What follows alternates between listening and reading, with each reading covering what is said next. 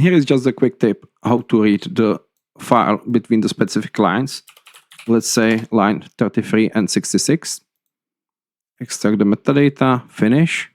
And instead of reading all of it, we have these options about skipping the lines. If we are reading one file, we can do just with the number of the skips records. So it would be 32 if we want to start reading from the record number 33. And maximum number of the records would be 33 to end up with the 66. If we would be reading multiple files, what we can do is fill these two properties per source.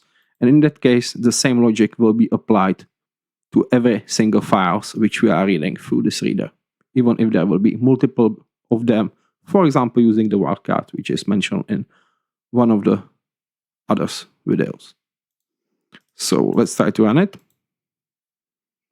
33. Here we go.